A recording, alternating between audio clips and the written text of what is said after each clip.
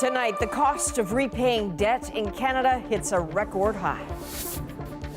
We're all just kind of flatlining with our salaries right now. Why owing money is becoming more expensive and the lengths some are going to make ends meet. A dangerous new street drug with some horrifying consequences. You see people who've lost multiple body parts. We break down the concerns over a worsening overdose crisis. And from gritty detective... You gotta know the darker, uglier sides of yourself. ...to comedic captain. Do you want to know how I actually hurt my wrist? Yes. I was hula hooping. Remembering TV star Andre Braugher. This is The National with Chief Correspondent Adrian Arsenault. Thanks for joining us. With Canadians focused on their finances this holiday season, a key sign tonight that the interest rate hikes that have ravaged bank accounts in this country may be coming down in the new year. The U.S. Federal Reserve, whose monetary policy largely sets the tone for the Bank of Canada, said it's holding the line on rates, and it foresees at least 3 cuts to rates next year. So that couldn't come at a better time for Canadians buried under debt, paying more just to service it. Sam Sampson takes us through new numbers that show what so many stretched Canadians are already feeling. Come on! There's room to breathe out here. Despite working 3 jobs, Stephanie Moist was struggling to pay bills, so she cut costs and stress by moving from a $1,500 rental in the city to a family home in rural Newfoundland. I'll have zero in my bank account, but I'm not going to let it get to me. As a single mom, it's nothing new for Moist to have several gigs to keep up with the cost of living, but lately things just seem tougher. Gas has been pretty good, knock on wood, but groceries and heating and et cetera, and we're all just kind of flatlining with our salaries right now. Canadians everywhere are performing this balancing act, and it shows in new national data. Here's how it breaks down. For every dollar of disposable income, Canadian households have $1.82 in debt. But it's how much of our income we're using to manage that debt that's alarming. For every dollar of disposable income, 15 cents goes to paying off debt. That's a record. Those interest rate hikes have, been so fast, and as people renew their mortgages, they're now having to pay, more out of their income, which is just not keeping pace. More than 3 million Canadians will renew their mortgages in the next 18 months. And with interest rate hikes pushing payments up by almost 90% since early 2022, debt will remain a major pressure next year. Interest rates may go down sort of the back half of next year, which might help people with their mortgages. And I think what people will do is they're going to reevaluate how they spend and save money over the next year. Many Canadians are already making changes. So I'm a student, so debt is like second nature to me, I guess you might say.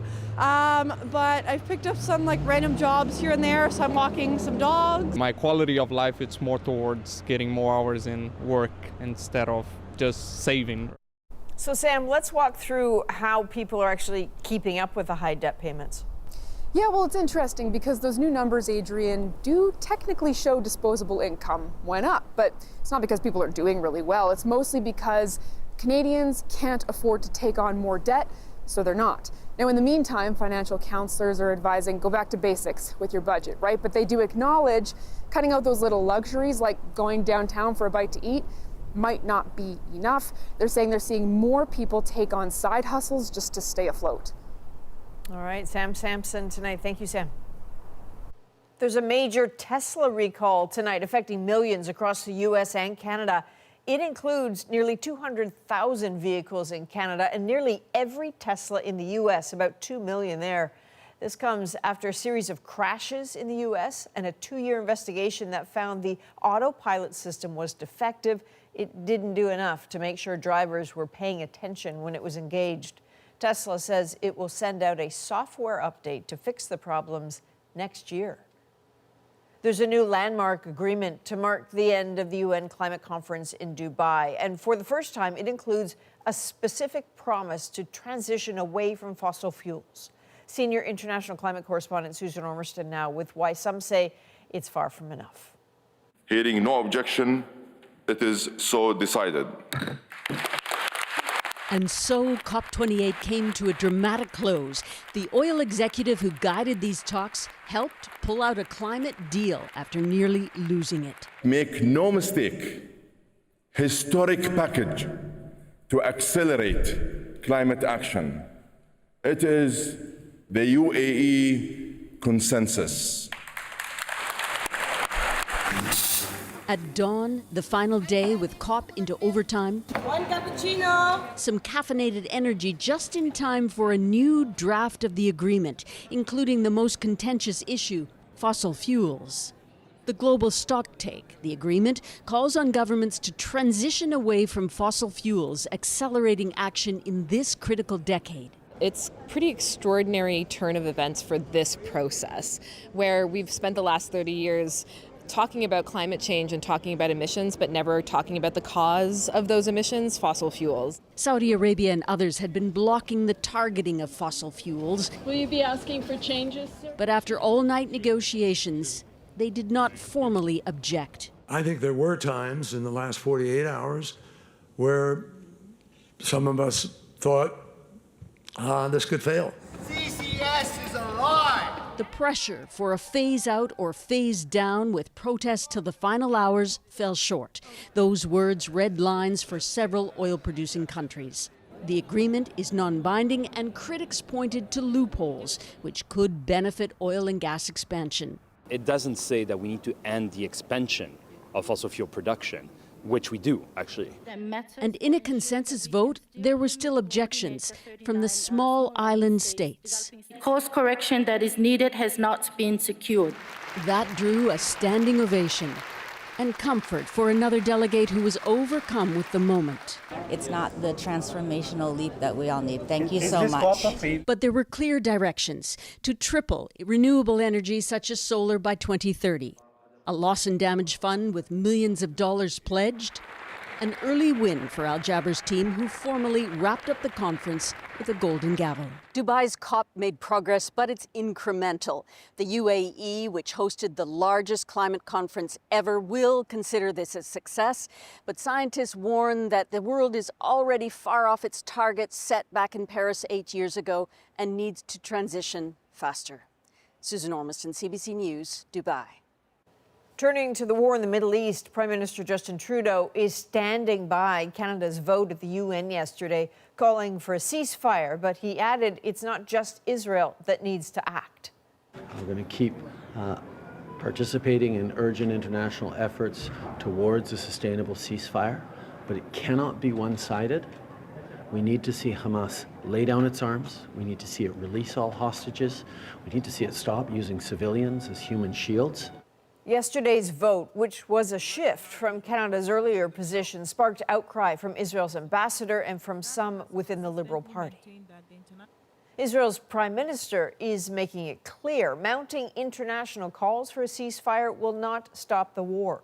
And as Paul Hunter shows us, for people trapped in Gaza, the destruction is relentless. And this time, it didn't just come from the fighting. And so it is that the already staggering crisis in Gaza worsens. Wind and torrential rain turning ad hoc tent cities in southern Gaza into fields of muck and despair. Along a flooded roadway, this man carrying what appears to be the body of a child. And while the war has already made food, power, and medication scarce, sanitation is effectively non-existent. The healthcare system is or has collapsed. Lynn Hastings, a Canadian UN aid coordinator for Palestinians, underlines the health crisis so many had feared in Gaza is now quickly unfolding. Meningitis, jaundice, chickenpox, upper respiratory tract infections, they've all been recorded. And of course, we have already referred to the outbreak of diarrhea, in particular amongst children. Even the dead are under threat. At a cemetery in northern Gaza, these graves left in ruin after a recent Israeli ground offensive. Elsewhere, the fighting continued. Israeli retaliation for the Hamas attacks October 7th that killed 1,200 Israelis while kidnapping 240 others. Hamas-run health authorities say more than 18,000 Gazans have been killed since the Israeli assaults began, with nearly 2 million displaced. In Washington, families of the Americans, among those still held hostage in Gaza, met with U.S. President Biden. They gave no details of their conversation, but did say, the U.S. administration is completely committed to getting the hostages out. This the day after Joe Biden warned Israel it's losing international support over its assault on Gaza with, as Biden put it, its indiscriminate bombing. In southern Israel today, Prime Minister Netanyahu had his own message for Israeli soldiers. We're continuing until victory, he said, until the end, until Hamas is annihilated. Paul Hunter, CBC News, Washington. Now, a majority of Israel's public supports the war to destroy Hamas, but support for the country's wartime leader is another story. As senior international correspondent Margaret Evans shows us, since October the 7th, the political challenges for Prime Minister Benjamin Netanyahu have only gotten worse. No love lost here for Benjamin Netanyahu, Israel's wartime leader blamed by the crowd for failings they say allowed Hamas to stage its October 7th massacre. Maoz Inon's parents were killed when the militants fired a shoulder-launched rocket at their house. They promised us security, they promised us governance, and they totally failed, like no other government in the history of Israel. It's not a huge demonstration, but opinion polls support their calls for Netanyahu's resignation. Some 70% of Israelis want him to go now or right after the war. Many in the crowd were already pushing for his exit. In massive protests earlier in the year against his government's efforts to clip the wings of Israel's Supreme Court. We're here now because this government doesn't want to finish the war. Netanyahu wants to go on because he's afraid of the day after. Yesterday, Netanyahu rejected Washington's hopes for the day after the Gaza war, including a path to a two-state solution. It speaks to his base, including Isaac Blazer. I can tell you that I vehemently oppose the two-state solution. I don't want to see it here. And in my opinion, I don't think there is such a thing as a Palestinian people. But it also speaks to heightened Israeli fears in the wake of the Hamas attacks. There isn't just, the good fellows that are promoting a two-state solution and those who are trying to undermine it. There are serious questions and challenges of how to manage this day after. That doesn't mean Israelis will trust Netanyahu. His policy of propping up Hamas at the expense of the Palestinian Authority to undermine peace talks is now an open secret. He is seen as being personally responsible for the policies that strengthened Hamas over the last 15 years. That he cannot undo, even if he turns around and destroys them. One more reason for him to go, says Maoz Inon, who wants Western governments, including Canada, to stop supporting what he calls Netanyahu's extremist government. We must have international conference that both Israeli and Palestinian will be invited, but we must have international intervention. Regaining Palestinian trust after the devastating losses Israel has inflicted on Gaza is by no means a given either. Margaret Evans, CBC News, Jerusalem. In Washington, a vote late tonight in Congress to formally open an impeachment inquiry into Joe Biden. House Republicans used their majority to push the investigation forward. Katie Simpson now with what they're trying to prove, even though some Republicans admit there's still no evidence. On this vote, the yeas are 221 and the nays are 212. The resolution is adopted. And with that vote, Republicans energized their investigation into the president. The House formally approving the impeachment inquiry, examining whether Joe Biden improperly benefited from his family's business dealings. Our investigation has peeled back layer upon layer of Biden family scandals. Republicans are making broad allegations of corruption, obstruction, and abuse of power, still searching for a specific offense to tie to Biden. This is an impeachment inquiry. That's all. What are my Democratic colleagues afraid of if there's nothing to see there? Republicans have so far failed to present evidence implicating the president. Seinfeld would have called this the impeachment about nothing. Even some Republicans admit there's no proof of wrongdoing. I have no evidence of it, and I'm going to just follow the facts where they are, and the facts haven't taken me to that point where I can say that the president's guilty of anything. The president's son accused Republicans of a partisan political smear.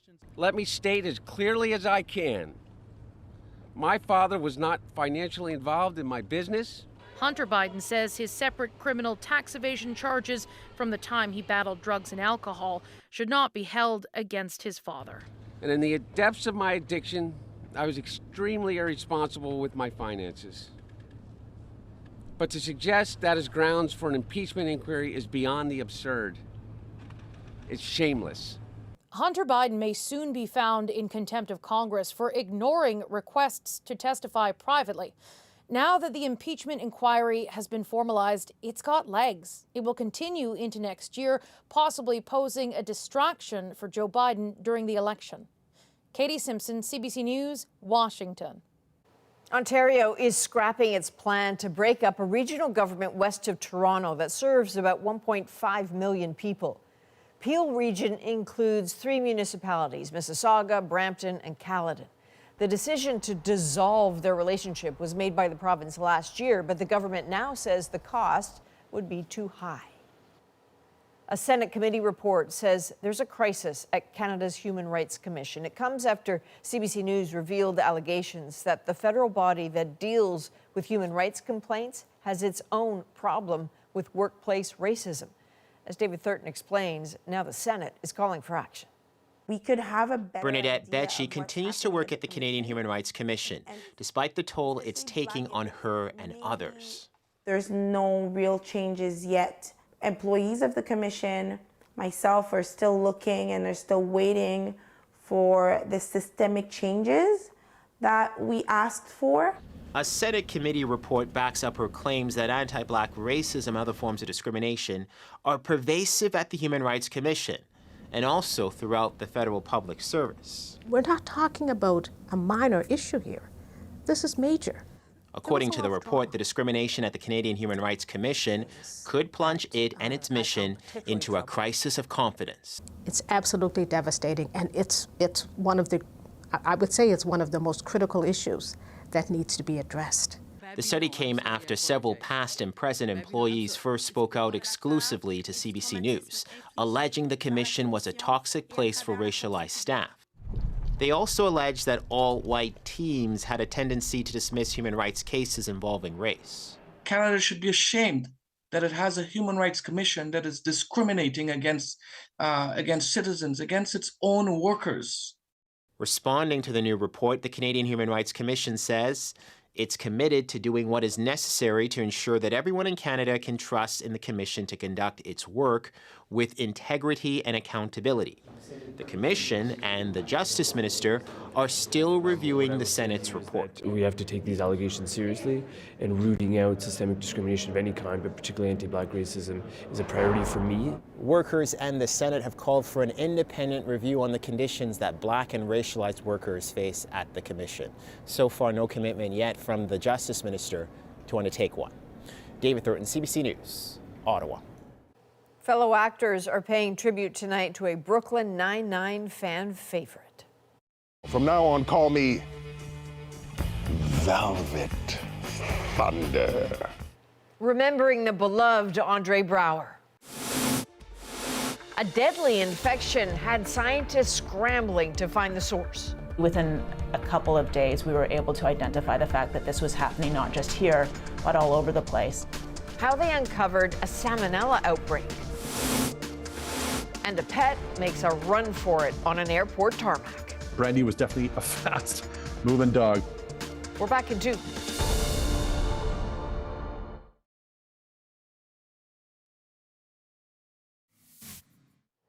French actor Gérard Depardieu has been stripped of the Order of Quebec after a series of obscene comments were made public in a new documentary. The film, released in France this month, shows repeated sexual remarks and gestures from Depardieu dating back to 2018. The 74-year-old is also under investigation for an alleged rape. Gérard Depardieu is the first person to be removed from the Order of Quebec. From fans to fellow actors, tributes are now pouring in for Andre Braugher. Many are remembering him for his comedic timing as Captain Raymond Holt. But as Eli Glasner shows us, his range was nearly limitless, and his presence won't soon be forgotten. You might not know his name, but you likely know his work. From now on, call me Velvet Thunder. Either as the comedic captain from Brooklyn Nine-Nine, Please, son, don't. or the detective on Homicide. You gotta know the darker, uglier sides of yourself. When you saw Andre Braugher, you knew you were in good hands. You immediately are transfixed by him on screen. He takes over. Growing up in Chicago, his first love was theater and Shakespeare.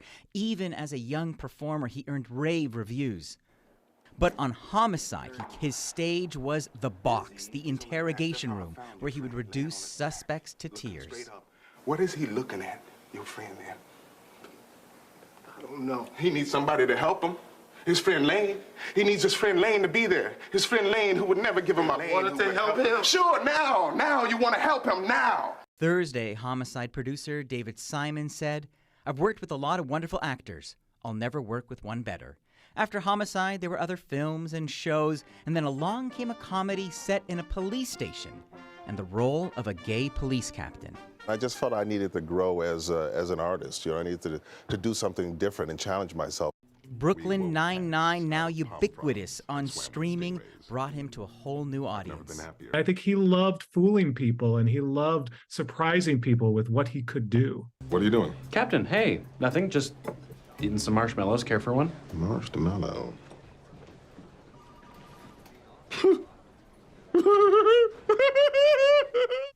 His castmates are now paying tribute, including Terry Crews, who said, "I'm honored to have known you, laughed with you, worked with you." Braugher died following a brief illness at the age of 61, a singular presence gone far too soon. Eli Glasner, CBC News, Toronto. A terrifying drug mix has hit the streets, and the consequences are devastating. We see people who've lost multiple body parts. Why Canadian police are now worried.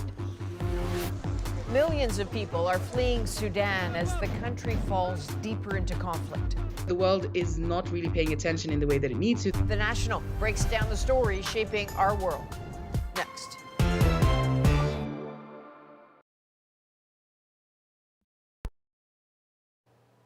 An update to the scale of a deadly cantaloupe-linked salmonella outbreak is expected later this week, but those findings wouldn't be possible without the extensive work done by scientists behind the scenes.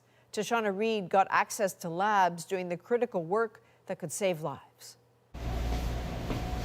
Inside this lab, scientists race to confirm potential foodborne illness, searching through harmful bacteria detected in stool samples. This was a unique organism that we'd never seen before.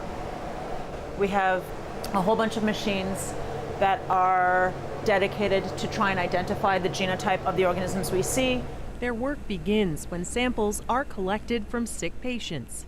The lab came across one of 3 rare strains of salmonella linked to tainted cantaloupe that killed at least 5 people in Canada. The next step was genetic sequencing, taking DNA from the bacteria. Within a couple of days, we were able to identify the fact that this was happening not just here, but all over the place. This is just one piece of the puzzle, another tracing the source of infections. To do that, patients are interviewed about their travel history and what they ate. And this is where we begin the process of testing the cantaloupe. Then food is investigated at microbiology labs, similar to this one in Ontario. We know that the contamination is on the surface of the cantaloupe. Scientists create special conditions to allow the contaminated food to grow more bacteria. Then they isolate it. Each little dot, that's a colony of salmonella bacteria. If they confirm it's salmonella, next is DNA sequencing, which can tell them if it's antibiotic resistant or has been present in other outbreaks. The DNA fingerprinting approach has been increasing in its ability to effectively determine the source. Finally, the two investigations are compared. And each of those stripes represents a mutation. In this case, it was an exact match between the bacteria found in the patients and the bacteria in the cantaloupes. How those cantaloupes were contaminated in the first place is still unknown. So is the extent of the outbreak. Scientists say it could take years to get the full picture. Tashana Reed, CBC News, Toronto. Now we break down the stories shaping our world. Every single day, a catastrophic war gets worse, and the world is barely watching. Why you need to understand what is unfolding in Sudan. But first, we investigate a dangerous drug. This is the breakdown. The horror of a hard drug that's been showing up in Ontario and was just found in Saskatchewan. Have you guys heard about xylazine? On the street, it's known as tranq, and it eats the flesh of users. We see people who've lost multiple body parts. The latest deadly hazard lurking in the street drug supply. More contaminated, less predictable. Ella Morrow starts her story in Philadelphia to break down the human cost of this growing menace and to see what Canada can learn. As you'll see, the images paint a horrifying picture.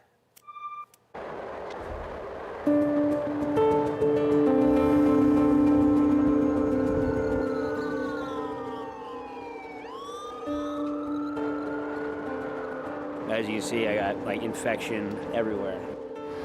Oh wow. Yeah. That just appeared days ago. Yeah.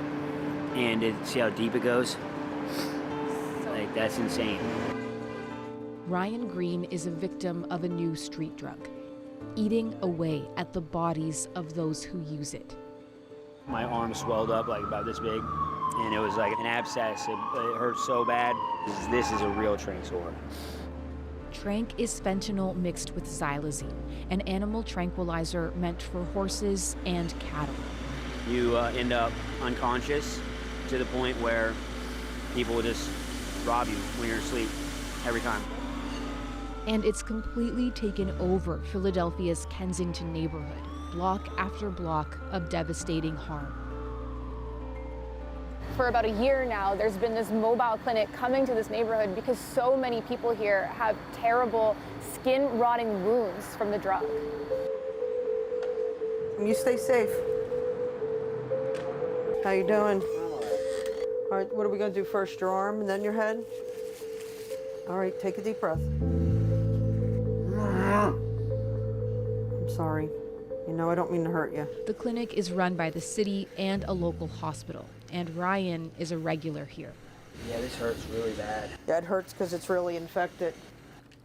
Nurse practitioner Michelle Murphy-Rosansky treats about 25 patients every day. You okay? We see people who've lost multiple body parts. In the summer, we do see a lot of maggots because they get into the wounds. Yeah, it's brutal. Like so many, Ryan at first didn't know his fentanyl had been cut with xylazine. Now he's addicted to the mix. But still come back tomorrow. Let me write the prescription, so don't leave yet. What's happening here is extreme, but it could also serve as a warning because tranq is showing up in Canada too, making the overdose crisis even worse. The Canadian Centre on Substance Use and Addiction says xylazine, or tranq, has emerged as an increasingly common cutting agent. Now, Health Canada is warning that tranq is being found more in Canada. Health Canada says cases of xylazine in street drugs it analyzed jumped from 5 to more than 1,300 over the last 5 years. It's being found most in Ontario. We're in Windsor, a border city in southern Ontario, and it's been hit really hard by the opioid crisis with rising overdose deaths. And like in Philadelphia, outreach workers and people who use drugs say the drug supply here is becoming even more toxic. The levels are nowhere near Philadelphia. Still, with tranq's arrival here, Lacey Kresman's outreach has become more urgent. What can I get for you? Narcan, both injectable and nasal? She distributes supplies so people can use drugs safely. You remember when I was here the other day, I was talking about that xylazine stuff. Tranq, right? Right. It changes how we respond to overdose. It looks a lot different. So I've even noticed that because people who are on Fetty that don't know they're doing tranq, they'll be stumbling and be like, I'm not high. And you're like, you can't even stand straight. You are high on something. Thank you. Is the situation getting worse here?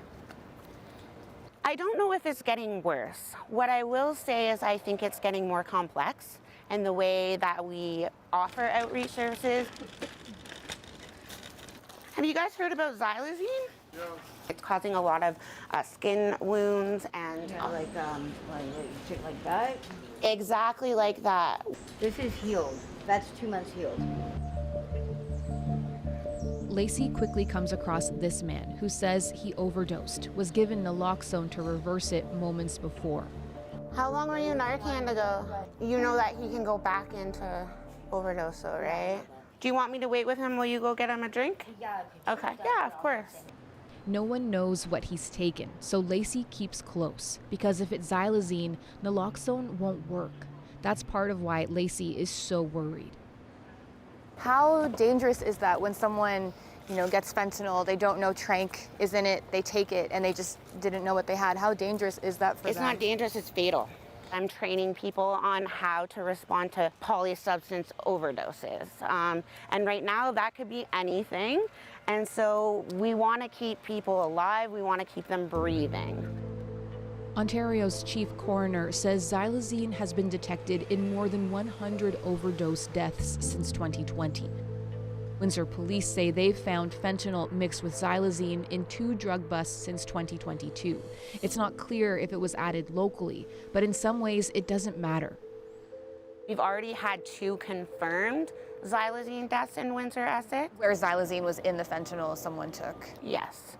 And unfortunately, it's always playing a game of catch up. I'm sure that it's a lot worse than what we're seeing, in the statistics right now.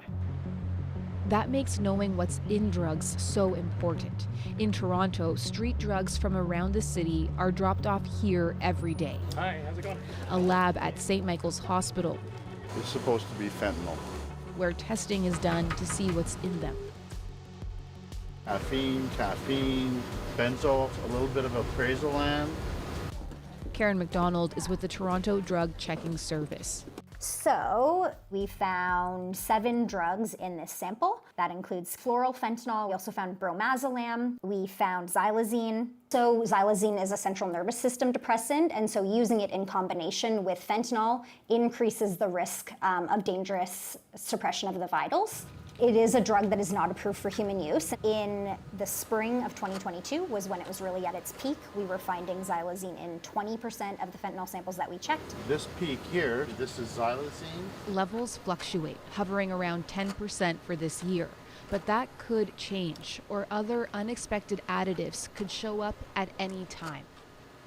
So what that means is that the drug supply is getting stronger. It's just getting worse and worse and worse. More contaminated, less predictable. I am a person who uses drugs. Right now, I am not in active use. There's not much testing in Windsor. That means Brandon Bailey, who struggles staying clean, might never know what he's actually taking. That's scary. There is times where I've relapsed, where I've wanted to not use, and then I ended up using on a day. And yeah, when I end up with something that has that, I'm not the person that I want to be. Have you had an experience where you've overdosed? I've had it where I've gone to sleep and then I wake up and I don't have any concept, so I could have been overdosing. I don't know. I could have died. It's not just people who are living in poverty or people who are homeless. It's happening to absolutely anybody. The real battle, getting ahead of tranq before it really takes hold here. Testing is paramount to be able to better support people who are using the substances, and funding for those initiatives are really, really important in the work that we do. Still, it's the personal toll that drives Lacey. She knows all too well what's at stake. I'm so struck by when you talk about the fact that most of your friends from high school have died because of overdoses. Yeah, that's really heavy. It is really heavy, and my hope is that it will change. Back in Philadelphia, ground zero for tackling tranq. Now it's been found in 48 out of 50 states. Mel Bettis remains determined. I know you want it. Absolutely. Yeah.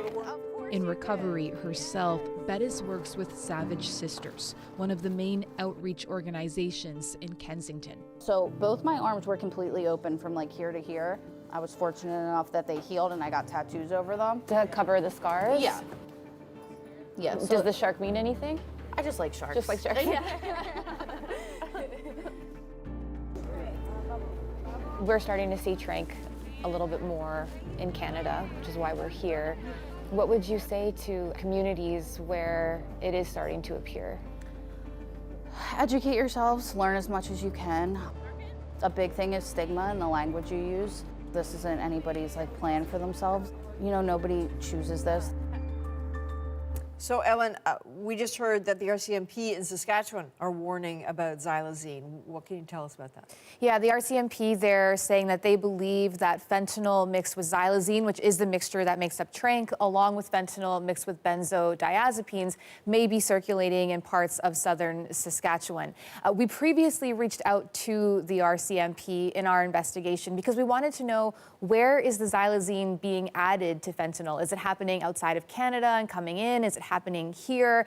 They don't have any definitive answers, but they said that it is likely being added at street-level drug labs that are very hard to bust. Another question that viewers at home may have is, why is xylazine being added to fentanyl? And experts tell us that one of the main reasons is because it can prolong the high for users. Wow, it's fascinating, and most of all, it's terrifying. Ellen Morrow, thank you. You're welcome. A different crisis is unfolding in Sudan, where millions have now been displaced. What's behind the war? Next.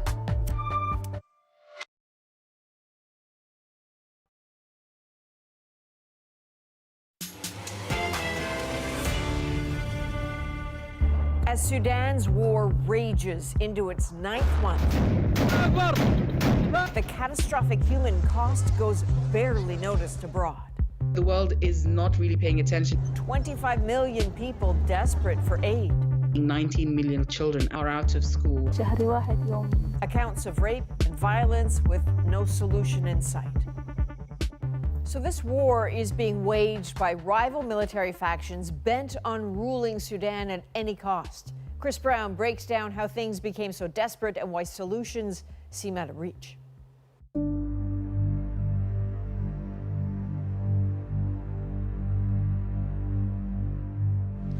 While the world is fixated on the war in Gaza and before that on the war in Ukraine, Sudan, the third largest country in Africa, is coming apart. At the border in Andre, we're seeing a large influx of refugees from Sudan. In October, where we were seeing about 100 people per day, in the last 4 days, it's been between 1,000 to above 3,000 in one day. The humanitarian and security situation is beyond dire. Human rights groups say the war crimes inflicted on civilians are hideous, and more than 6 million people have been displaced from their homes because of the violence, with more than half of them children. So, how did we get here, and why does no one seem to be able to do anything to stop it? Sudan's spiral downwards happened quickly due to two warring generals. Abdel Fattah al-Burhan, who leads the Sudanese Armed Forces, or SAF, and Mohammed Hamdan Dagalo, widely known as Hemedti, of the Rapid Support Forces, or RSF, had been allies. The pair staged a joint coup in 2021 and ruled Sudan in tandem, and for a period of time even appeared to be on a path towards peace. But in April 2023, their partnership ruptured violently in a dispute over which group would dominate Sudan's military and control the country's wealth of natural riches. And the result? Violence and chaos quickly consumed the entire country. The health sector is completely broken down. The education sector, similarly, we're seeing 19 million children out of the 23 million children of Sudan are out of school, and potentially so for the next while. Many Western nations, including Canada, rushed to get their citizens out of Sudan. The capital, Khartoum, has seen some of the worst fighting. The RSF seized parts of the city, but the SAF held on to Port Sudan, the key commercial city on the Red Sea. If you'd asked me 3 or 4 months ago, I would have said that one of the two sides, the Sudan Armed Forces, was getting the upper hand. I would now say that is reversed. Widespread war crimes are being committed against civilians, according to the United States and the United Nations. The Rapid Support Forces evolved out of Arab militias in West Darfur. Rights groups say members of the ethnic African Masalit tribe from the region are being brutalized by the RSF, with the use of rape and sexual violence widespread. While I was working at a shelter for the displaced, the RSF came. They killed some of the staff and injured others. I was with another woman. Both of us were unmarried, and we were raped. There, have also been very sort of clear indicators that we may also see a sort of a Rwanda scenario. In other words, where you have these genocidal actions taking place at a mass level, at a national level. The UN Food and Agricultural Organization says millions of families are dealing with unimaginable suffering from severe hunger. An estimated 25 million people require assistance to survive, and given the civil breakdown, it's very difficult to get help into the country. The flood of displaced people is destabilizing Sudan's neighbors. Our CBC crew visited the border with South Sudan in May and saw how South Sudan's ability to deal with hundreds of thousands of people fleeing has stretched its own frail resources beyond what the impoverished country can handle. Efforts to resolve the crisis involving talks brokered by Saudi Arabia have failed. We have former rebels, current rebels, militias, both of sort of ethnic militias as well as ideological militias, have all joined the fray. And this means that ending this conflict, or at least ending the fighting in any kind of ceasefire, has become infinitely more difficult and will continue to be so the longer this war continues. So really very little to choose from, which makes it very difficult as a mediator. You really don't want to be backing either of these sides, but there is no choice. There appears to be no third choice. The world is not really paying attention in the way that it needs to. The United Nations Security Council has not had a resolution on Sudan since the fighting began in April. We have not had the requisite pressure, not just on the generals, diplomatically speaking, but also on their supporters in the region to ensure that they at least come to a negotiating table with any kind of sincerity. Having a largely lawless, unstable giant of a country disintegrating has vast security and humanitarian implications. Sudan's implosion carries grave risks for all of Africa and beyond. So Chris laid out the dire situation. Now there's some breaking news from the United Nations World Food Program. It says it is helpless to expand access and deliver aid to conflict hotspots. If that doesn't change, Sudan could see famine conditions by May. Next, a runaway on the runway. Fast dogs are fast dogs, and they're tough to catch when they don't want to be caught. Brandy makes a break for it at Pearson Airport in our moment.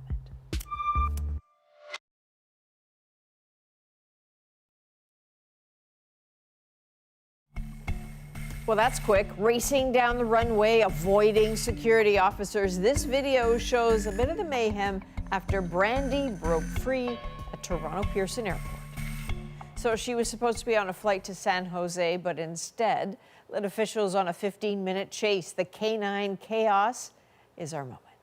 Who let the dogs out? Fast dogs are fast dogs, and they're tough to catch when they don't want to be caught.